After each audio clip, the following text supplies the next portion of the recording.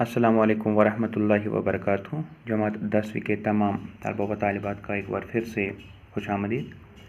जैसा कि आप सभी जानते हैं कि हम आज जो सैरी सिनफ पढ़ रहे हैं उसका नाम है नज़म, और नज़म में पहले ही हमने 2 नज़में पढ़ी। आज तीसरी नज़म पढ़ने जा रहे हैं जिस नज़म का अनवान है रामचंद्र जी माँ से रुखसत लेते हुए। इस नज़म से पहले मैं आपको इस नज़म का पस मंज़र थोड़ा समझाने की कोशिश कर रहा हूँ, ताकि आप नज़म को अच्छी तरह से समझ पाएंगे कि आखिर रामचंद्र जी कहाँ जा रहे हैं अपनी माँ से रुखसत लेते हुए। असल में हिंदू मज़हब के मुताबिक अयोध्या में एक राजा हुआ करता था जिसका नाम था राजा दशरथ। उस राजा की 3 बीवियाँ थीं। एक का नाम था कौशल्या, दूसरी का नाम था सुमित्रा और तीसरी का नाम था कैकेयी। कौशल्या, सुमित्रा और कैकेयी, इन 3 बीवियों से उसके 4 बेटे थे। कौशल्या के बतन से उसका एक बेटा पैदा हुआ जो सबसे बड़ा था, उसका नाम था रामचंद्र जी। सुमित्रा के बतन से 2 बेटे पैदा हुए, लक्ष्मण और शत्रुघ्न। और कैकेयी जो उसकी बीवी होती है उसके बतन से एक और बेटा पैदा हुआ, भरत। तो अब ये 4 सगे भाई थे, रामचंद्र जी, लक्ष्मण, शत्रुघ्न और भरत। बाप तो इनका था दशरथ, लेकिन माएँ जो थी वो अलग अलग थी। तो दस्तूर के मुताबिक, जैसे मनार्की सिस्टम में भी आपने पढ़ा होगा कि बाप जब हुकूमत छोड़ने पर आमादा होता है तो वो अपनी उस गद्दी को अपने बड़े बेटे के हवाले कर देता है और हक भी उसी का होता है। यहाँ भी असल में जब दशरथ को बूढ़ा होना था, जब उससे हुकूमत छोड़नी थी, तब दस्तूर के मुताबिक उससे वो हुकूमत रामचंद्र जी के हवाले करनी थी, जो कि सबसे बड़ा बेटा था।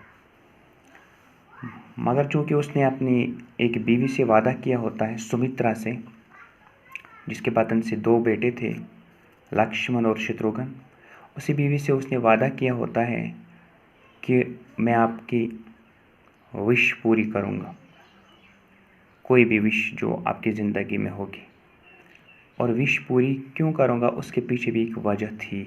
क्यों करना चाहता था वो उसकी विश पूरी, उसके पीछे वजह ये थी कि इस बीवी ने, सुमित्रा ने, उसकी जान बचाई थी जंगल में। तो राजा दशरथ एक बार जंगल में शिकार खेलने के लिए गया तो अचानक एक शेर ने उस पर हमला कर दिया, जिस पर उसी सुमित्रा ने उसकी जान बचाई।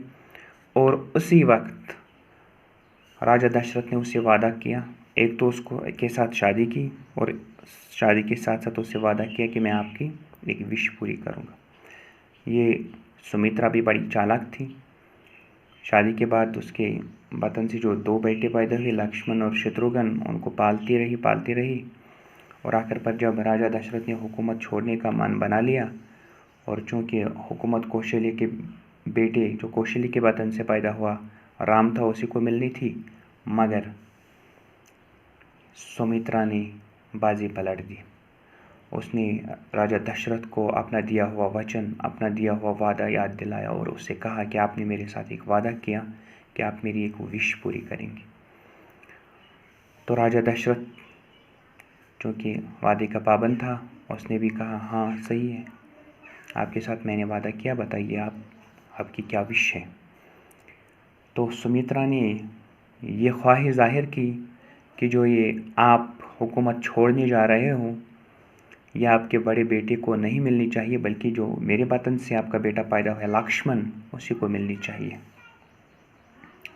और बड़ा बेटा जो आप कौशल्य के बतन से पैदा हुआ, आप उसको वनवास के लिए रुखसत कीजिए। आप उसको कह दीजिए कि आप वनवास जाइए, आप जाइए जंगल, वनवास मतलब जंगल जाइए। तो बिल्कुल हस्बे दस्तूर नहीं हम कहेंगे, बल्कि हम कहेंगे वादे पर अमल करते हुए राजा दशरथ ने वही किया जो उसकी बीवी सुमित्रा ने उससे कहा। उसने अपने बेटे रामचंद्र जी को वनवास जाने के लिए रुखसत किया, इजाज़त दे दी उससे, और अपनी हुकूमत लक्ष्मण को सौंप दी।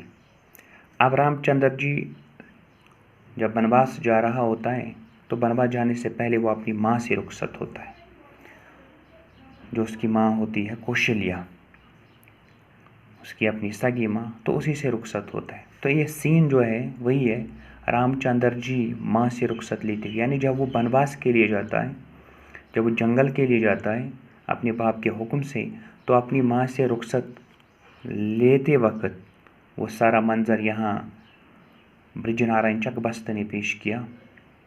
तो उसी मंज़र की अक्कासी की गई इस नज़म में मैं बता रहा हूँ, मैं पढ़ रहा हूँ, आप समझने की कोशिश कीजिए। माँ रामचंद्र जी माँ से रुखसत लेते हुए, क्या जाने किस ख्याल में गुम थी वो बेगुनाह। वो बेगुनाह इशारा है रामचंद्र जी की माँ की ओर, यानी चकबस्त कहता है जब उसका बेटा उससे रुखसत लेने के लिए आया तो वो बेगुनाह जो थी, जिसने कोई गुनाह नहीं किया था, जिसको किसी गुनाह की सज़ा ये मिल रही थी कि उसका बेटा उससे दूर जा रहा है, वो गुम थी, वो गुम थी। नूर नज़र पे दीदे हसरत से की निगाह, और अपने नूर नज़र का मतलब होता है बेटा।